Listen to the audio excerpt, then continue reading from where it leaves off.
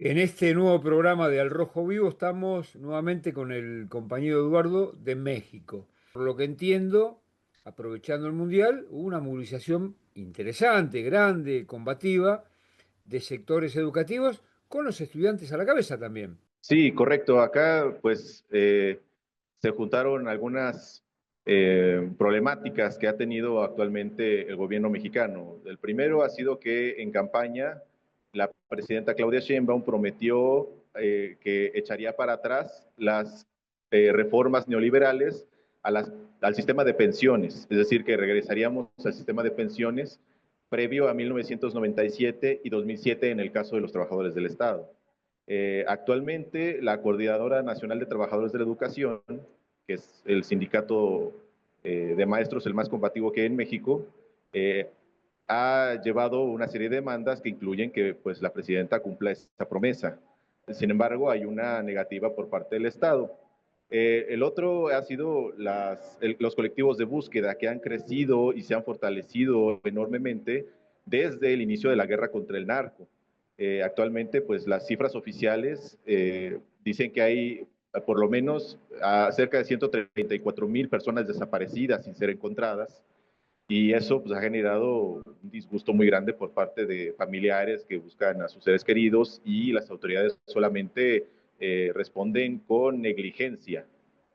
Y bueno, también hay una serie de acusaciones, no solamente por parte de Estados Unidos, sino por parte incluso de investigaciones de periodistas en México y la misma autoridad. Es más, el mismo sistema de justicia mexicano ha acusado a muchos funcionarios públicos de tener nexos con el narcotráfico. Entonces, eso ha generado también un desgaste con la población que pues tiene la inconformidad de que pues exista este tipo de problemas. Entonces, en el marco de esas situaciones, varias organizaciones decidieron utilizar al Mundial como vitrina para que se visibilicen estos problemas. En particular, pues la coordinadora de trabajadores de la educación ha encabezado una jornada de lucha muy amplia desde el mes pasado, donde han tomado carreteras, casetas, cerraron incluso la frontera con Estados Unidos en Nogales, tomaron el aeropuerto de Chiapas y varias plazas públicas, incluyendo calles en la Ciudad de México.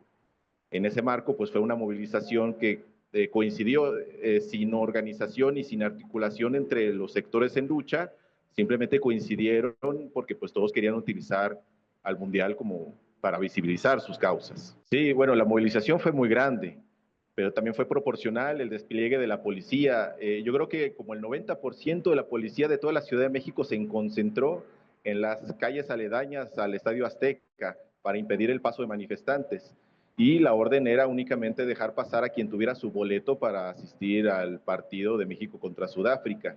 La situación acá es que el bloqueo por parte de la policía inició días antes de la inauguración, y ese bloqueo impedía a muchas personas pasar por esas calles, incluyendo a enfermos que asisten a hospitales que están cerca del estadio y que no podían acceder a los hospitales por ese bloqueo. Entonces, en lugar de molestarse con los sectores en lucha, se molestaban con el gobierno, pues quienes impedía el paso era la policía.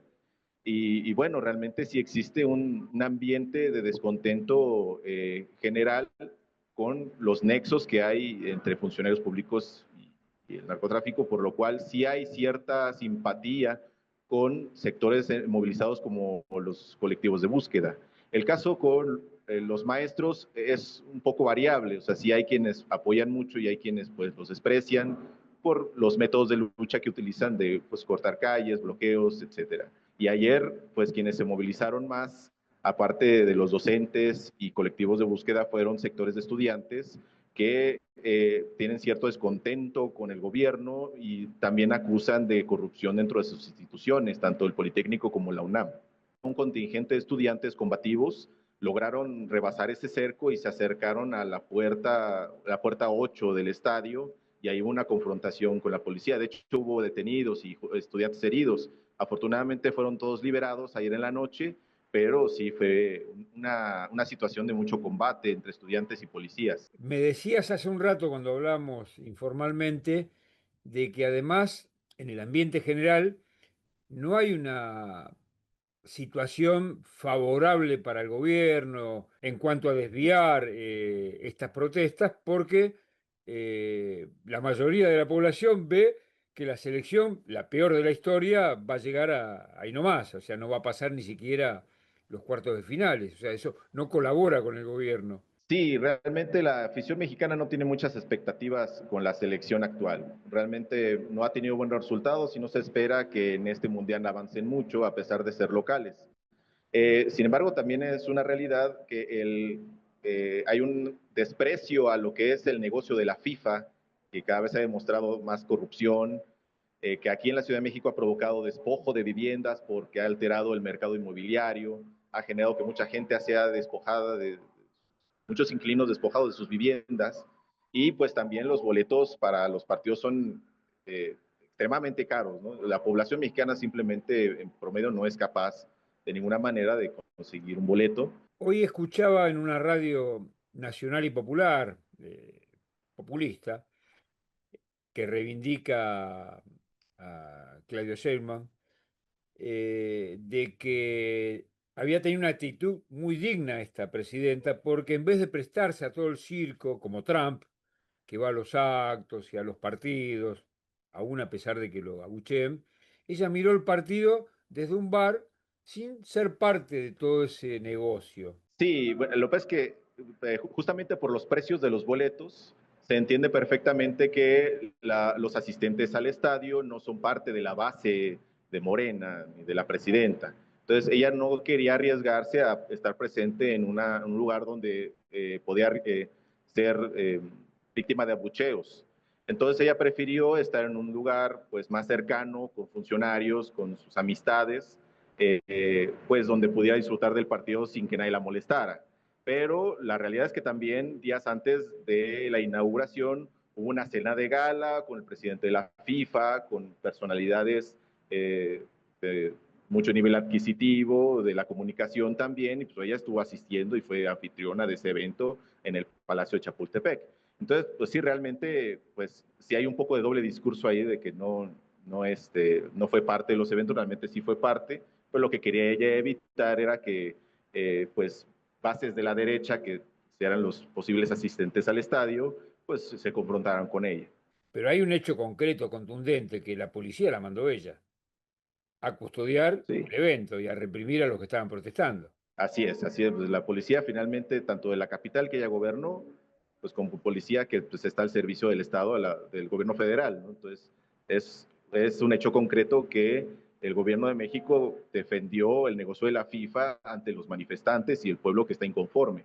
Una de las ventajas que tuvieron algunos gobiernos del Cono Sur en cuanto a pues que podían mantenerse fuertes y sobre todo mantener su discurso de antiimperialismo era que, bueno, si bien se distanciaban un poco del capital estadounidense, adoptaban el capital imperialista chino y ruso, pero en el caso de México no es así. En el caso de México, el gobierno, a pesar de sus discursos de supuesta confrontación con los Estados Unidos, la realidad es que su política es desplazar por completo el capital chino y ser cada vez más dependientes al imperialismo yanqui. Hay un hecho concreto, la organización del Mundial está coordinada y centralizada con Donald Trump y el gobierno de los Estados Unidos. Sí, así es. Y bueno, ante, digamos, la crisis que vive actualmente el gobierno por acusaciones desde el Departamento de Justicia de los Estados Unidos, la respuesta que da Claudia Sheinbaum de pues oponerse al injerencismo y acusar a la ultraderecha de querer destabilizar a nuestro país, ella ha sido cuidadosa en deslindar a Trump de este tipo de acusaciones, es decir, dice que la ultraderecha es una cosa y Trump es otra, que Trump no es parte de esa ultraderecha que busca injerencia en México y al contrario lo defiende. El otro día, la semana pasada fue de hecho, elogió mucho a Trump y dijo que él siempre se ha portado muy bien con ella y con todos los mexicanos.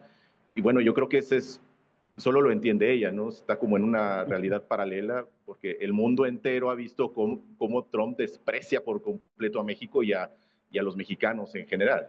Fíjate vos que tiene una coincidencia con el presidente de ultraderecha, con Milei, porque Milei es el alcahuete más grande de Trump de todo el continente.